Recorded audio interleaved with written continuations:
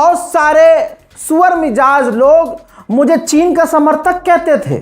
उन हरामियों को यह पता ही नहीं था कि देश के हक में यह बताना सही और अच्छा होता है कि हमारे लिए खतरा कौन है। 6 साल से बोल रहा हूं कि चाइना हमारे लिए खतरा है। अगर हम किसी को खतरा बता रहे हैं तो इसका मतलब यह नहीं है कि हमारी फौज कमजोर है। आज ये बात पूर्व आर्मी चीफ ने खुद अपनी किताब में बोली और सामने से वीडियो में कहा भी। और कमाल यही बात है, इस चीज को समझना। जब ये कुर्सी पर थे, जब ये आर्मी चीफ थे, तब इस तरह की बात ये मोदी जी के आगे बोल नहीं पा रहे थे, डरते थे।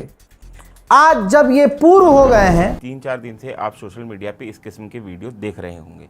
इन वीडियोस में कितनी सच्चाई है? भारत चीन के सीमा विवाद की जड़ें कहां से शुरू होती हैं? भारत ने अपने 27 इलाकों की लिस्ट जारी की है।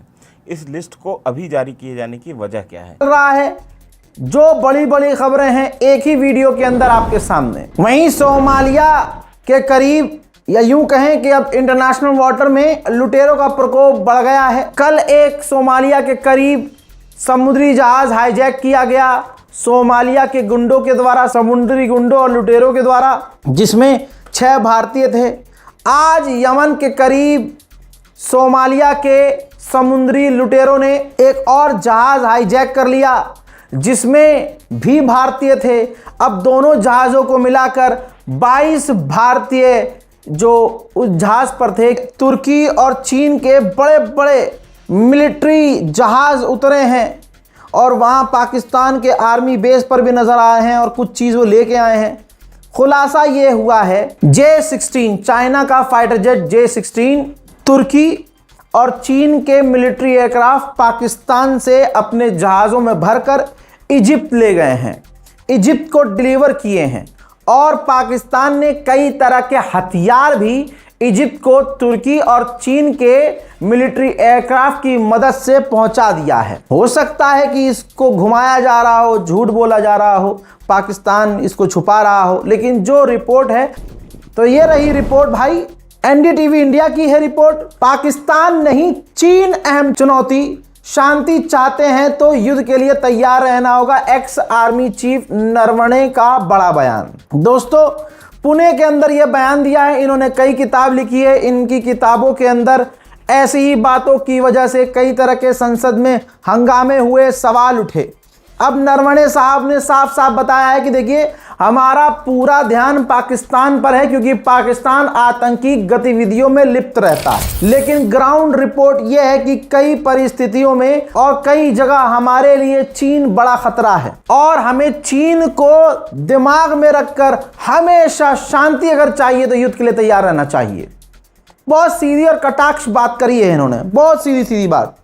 यही बात बस कोई और पत्रकार, कोई और हम में से, आप में से कोई कह देता की क्लेम की। दरअसल अरुणाचल प्रदेश में एक जगह पड़ती है अपर सुबनसिरी जिला, और इस जिले में एक ताकसिंग सर्किल है। वहाँ पर ये कहा जा रहा है कि चीनी सैनिक घुस आए हैं। और ये क्लेम किसका है? दरअसल एक नाम की वहाँ पे ट्राइबल कम्युनिटी है, उसकी एक ट्राइबल बॉडी है ना वेलफेयर सोसाइटी। उसने डिप्टी कमिश्नर को खत लिखा है और इस खत में उन्होंने कहा है कि चीनी सैनिक जो है, PLA के सैनिक, पीपल्स लिबरेशन आर्मी के सैनिक जो हैं, वो कई जगहों पर ताकसिंग सर्किल में कई जगहों पर घुस आए हैं। उन्होंने नाम भी दिए हैं। ओइंग नाम की एक जगह है, आसा फिला नाम की एक जगह है, पनियार नाम की एक जगह है, पोर्ट्रंग की नाम की जगह है और तिंग डिंग तांग नाम की जगह। अगर मैं प्रोनाउंसिएशन ठीक है तो वापस मैं रिपीट कर देता हूँ, तिंग डिंग तांग।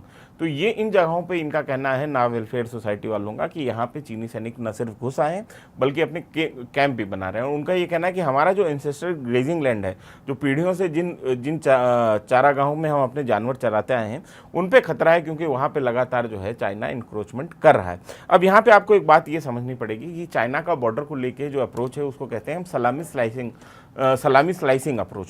सलामी स्लाइसिंग अप्रोच का मतलब ये होता है जैसे एक सलामी होती है, उसको जो है छोटे छोटे टुकड़ों में काटा जाता है, उसी तरीके से जो है वो चाइना धीरे धीरे छोटे छोटे टुकड़ों पे कब्जा करता रहा है। इतिहास में ऐसा रहा है, अब भी वो इसी कोशिश में लगा रहता है। अच्छा, इसको मतलब ये सलामी स्लाइसिंग वगैरह जो है वो आप थोड़ा सा आपके लिए फॉरेन टर्म है, तो इसको इस तरीके से समझ लीजिए कि चाइना उस पट्टीदार की तरह है जो हर बारिश में जो है मेड़ जो है धीरे से खिसका देता है। तो जब आप फिर से पटवारी से उसको नपवाएंगे तो आपको पता चलेगा कि इतनी ज़मीन कब्जा हो गई है। तो ये स्थिति जो है, यही सेम अप्रोच जो है चाइना की एक देश के तौर पे है। और हालांकि अरुणाचल के जो मुख्यमंत्री है पेमा खांडू, उन्होंने कहा है कि ये सिर्फ सोशल मीडिया की अफवाह है, लेकिन वो इसके साथ साथ ये भी कह रहे हैं कि हम कम्युनिटी लीडर से बात कर रहे हैं और मामले की जांच करवा रहे हैं। इसी ना वेलफेयर सोसाइटी ने जून में भी इसी किस्म के क्लेम किए थे कि पीएलए जो है वो इंक्रोचमेंट कर रहा है इंडियन टेरिटरी में, और जिसके बाद में आर्मी का बाकायदे से इसके ऊपर जो है रिफ्यूज़ल आया था कि हमने जो जानकारी ली है, हमने जो एरिया की मैपिंग की है, उसके हिसाब से चाइना कहीं पे भी भारतीय टेरिटरी में घुसने में कामयाब नहीं हुआ है, उसने ऐसी कोई इंक्रोचमेंट नहीं की है। दूसरा बड़ा अपडेट इस पूरे के पूरे मामले को, चाइना बॉर्डर को लेकर यह है कि भारत ने लाइन ऑफ एक्चुअल कंट्रोल जो LAC है उसके ऊपर 27 जगहों पे अपनी टेरिटरी को मार्क किया है बाकायदा। इसमें से कुछ टेरिटरीज ऐसी भी हैं जो कि अभी फिलहाल चाइना के कब्जे में हैं। इसमें कुछ पासेस भी हैं, कुछ ऐसी लोकेशंस हैं जो 1962 के वॉर के समय मेमोरियल का हिस्सा रही। वहाँ पे लड़ाई लड़ी गई, नामकाचू जैसे एक जगह है, तो वहाँ पे जो लड़ाइयाँ लड़ी गई इसकी वजह से उसका स्ट्रेटेजिक महत्व है। कई पासेस हैं, कई एक लेक भी है इसमें शामिल है, और कई स्ट्रेटेजिक लोकेशंस हैं जिसके ऊपर भारत का क्लेम रहा है। तो भारत ने ये 27 लोकेशंस को जो है मार्क किया है, बाकायदा इसकी लिस्ट जारी की है। और ये लिस्ट अभी क्यों जारी की गई है, इसके ऊपर भी तमाम तरीके की आपको तरजीह विश्लेषण सुनने को मिलते होंगे। एक बड़ा विश्लेषण ये है क्योंकि ब्रिक्स की समिट होनी है अगले महीने, उससे पहले जो है भारत ये कदम इसलिए उठाए ताकि चाइना को ये बताया जा सके कि हम जो है अपने इलाकों को भूल नहीं रहे, जो आप वहाँ पर कर रहे हैं सीमा के ऊपर, वो हम उसको मान्यता नहीं देते, उसको मानते नहीं हैं। और आपकी ये जो स्ट्रेटजी है कि आप धीरे धीरे चीज़ें इंक्रोच करके अपने हिस्से में मिलाते जाएंगे, इसको हम ये जो है आगे नहीं था कि उस समय अगर चाइना का हमला हो जाता है तो क्या करना चाहिए। तो ग्राउंड पे जो ट्रूप्स थे उनके पास में ना तो इक्विपमेंट थे, ना वो इस लड़ाई के लिए तैयार थे, और ना भारत का इस किस्म का बिल्डअप था। और चाइना की क्या हमेशा से रणनीति रही, अभी से नहीं शुरुआत से ही, कि वो ओवरवेल्म करने की कोशिश करता है अपने ओपोनेंट की। तो मान लीजिए कि अगर भारत के 40 सैनिक है तो वहाँ पे वो 400 सैनिक ले आएगा, तो वो नफरी जो है उसको 10 गुना करके ले आएगा। तो वैसी स्थिति में जो है वो ओवरवेल्म करने की कोशिश करता है अपने एडवर्सरी को। तो ये चाइना की शुरुआत से मतलब लड़ने की रणनीति रही है। तो उस समय भी ऐसा होता है कि चाइना की तरफ से बिल्डअप बहुत बड़ा होता है और हम जो है उसको टैकल नहीं कर पाते हैं, अपने डिफेंसेस ठीक से खड़े नहीं कर पाते हैं, और एक तरीके से 1962 के वॉर में हमको हार का सामना करना पड़ता है।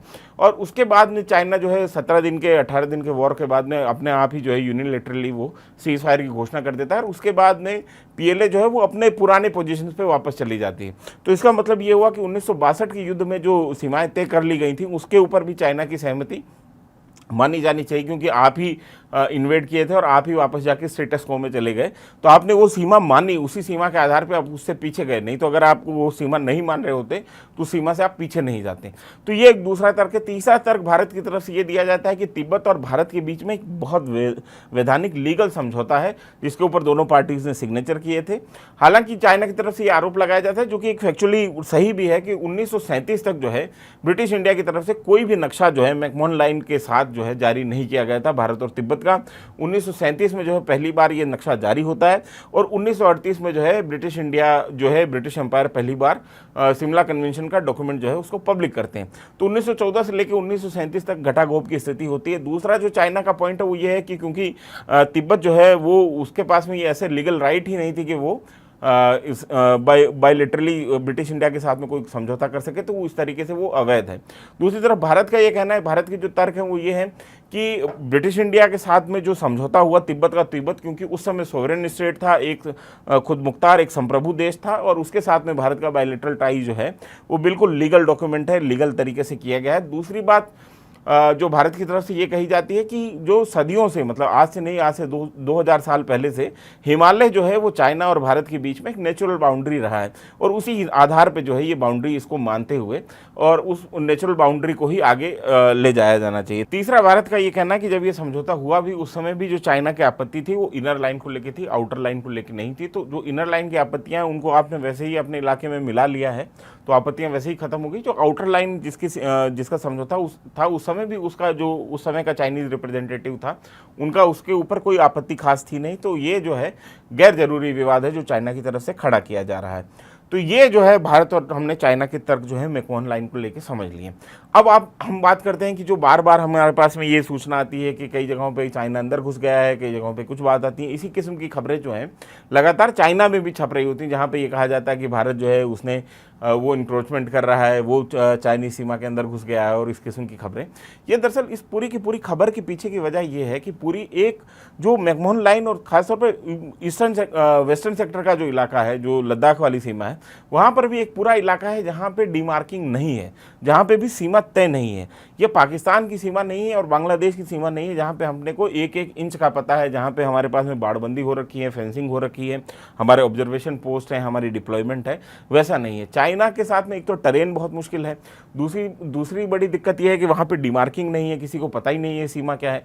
तो एक सालों से एक प्रैक्टिस जो है भारत और चाइना दोनों की सेनाएं करती आई हैं कि जब पेट्रोलिंग के लिए भारत जाता है तो भारत उस इलाके तक जाता है जहाँ पर उसका क्लेम है, और वो एक तरीके से बफर जोन है, वहाँ पे किसी की पोस्ट नहीं है। तो भारत अपनी पेट्रोलिंग के लिए जाता है तो वो भारत अपने निशान जो है छोड़ के आ जाता है। जैसे जो वहाँ पे सैनिक जा रहे हैं, जो जवान जा रहे हैं पेट्रोलिंग के लिए, तो कुछ मैगी के पैकेट छोड़ के आ जाएंगे, कुछ सिगरेट के डब्बे छोड़ के आ जाएंगे। तो इस तरीके की चीज़ें छोड़ के आ जाएंगे जो मेड इन इंडिया वो भारत में बनी हो, ताकि कल को हम जो है वो दिखा के ये कह सकें कि ये देखिए हमारी टेरिटरी, हम यहाँ तक पेट्रोल करते थे। सेम चीज़ जो है चाइनीज़ भी प्रैक्टिस करते रहेंगे, सालों से ऐसा चलता रहा है, क्योंकि वहाँ पे बाउंड्रीज जो है वो डिमार्किंग नहीं है उसकी। अब वहाँ पे जो कम्युनिटी लैंड है, जो एंसेस्ट्रल लैंड की जो ग्रेजिंग ग्राउंड की जो बात हो रही है, उसमें भी यही स्थिति है। जो सीमा पे जो ग्रेजिंग ग्राउंड्स वगैरह बने हुए हैं, वहाँ पर भी कोई अंडरस्टैंडिंग जो है दोनों सेनाओं या दोनों देशों के बीच में नहीं है कि कौन सा इलाका किसका है। तो जो पीढ़ियों से जो ग्रेजिंग ग्राउंड होता है उसके साथ में भी इसी तरीके की समस्या, क्योंकि वहाँ पे डिमार्किंग नहीं है, तो वहाँ पे भी किसी को नहीं पता है कि एक्चुअल में कौन सा इलाका किस में पड़ रहा है। और ये अभी आज़ादी का 78 साल बाद की यही सिचुएशन है, यही चाइना के बॉर्डर का सच है। आप इसको किस तरीके से जिस तरीके से समझना चाहें समझ लें, लेकिन चाइना और भारत के बॉर्डर में इतना घटाघोप की स्थिति है, इतना मतलब कि मिसअंडरस्टैंडिंग है कि किसी को एग्जैक्टली ये पता नहीं कि वो लाइन कहाँ से गुजरती है। मैप पर भी अगर आप देखेंगे तो भी आपको ये समझ, क्योंकि वो सारा का सारा मैप जो बना हुआ है वो फ्लो ऑफ वाटर के साथ में बना हुआ है। जो रिजेस में जो फ्लो ऑफ वाटर है, जहाँ पे रिज में आप जो पहाड़ी रिज देखते हैं तो वहाँ ऊपर से पानी नीचे की तरफ आता है, तो उसके आधार पर वो मैप जो है हेनरी मैकमहन ने बनाया था, और वो जो है वो भी रास्ते चेंज होते रहते हैं, और उसके ऊपर दोनों तरफ से अपना अपना क्लेम भी है। और चाइना तो यहाँ तक ये कहता है कि पूरा अरुणाचल प्रदेश ही जो है वो साउथ तिब्बत का हिस्सा है, तो वो हमारा है। तो ये क्लेम जो है, जिसमें वो 92,000 स्क्वायर किलोमीटर की टेरिटरी जो है क्लेम करता है, तो वो लगातार जो है चाइना की तरफ से इस किस्म का क्लेम किया जाता है, जो कि बेसलेस क्लेम है। लगातार जो है अरुणाचल के लोग और अरुणाचल का जो पूरा इलाका है उसमें हमेशा से भारत का ही हिस्सा रहा है और भारत को अभिन्न अंग है, और उसके साथ में कभी कॉम्प्रोमाइज़ हम नहीं करेंगे, ये भी चाइना को समझ में आता है। लेकिन अब आपको यहाँ पे ये बात समझनी बहुत ज़रूरी है कि ये जो डीमार्केशन नहीं हो रहा है सीमा का, ये भारत के लिए बहुत बड़ी चुनौती है, क्योंकि आने वाले समय में चाइना जिस तरीके से, जिस गति से तरक्की कर रहा है, जिस तरीके की टेक्नोलॉजीज उसके पास में, जिस तरीके का असला उसके पास में है, और जिस तरीके की उसने कैपेबिलिटीज बिल्ड कर रखी, उनको मैच करना भारत के लिए बहुत मुश्किल टास्क है।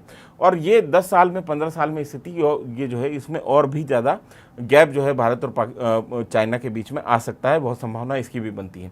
तो ये जितना जल्दी ये पूरा का पूरा जो है सीमा विवाद सुलझ जाए, एक मार्किंग हो जाए, ये दोनों देशों के लिए बेहतर है, क्योंकि अगर ये नहीं होता, ये अगर अनफिनिश्ड बिजनेस रहता है, तो ये हमेशा से भारत की इंटरनल इंटीग्रिटी के लिए, भारत की सिक्योरिटी के लिए, नेशनल सिक्योरिटी के लिए एक थ्रेट बना हुआ रहेगा। तो ये बहुत समझने वाली बात है यहाँ पे कि कैसे भी करके ये पूरा का पूरा विवाद जो है दोनों देशों के बीच में, ये इसको मतलब बिना कॉम्प्रोमाइज़ किए अपनी टेरिटरी हम इसको कैसे सुलझा सकते हैं, इसके ऊपर जो है हमको ध्यान देना चाहिए खास तौर पे।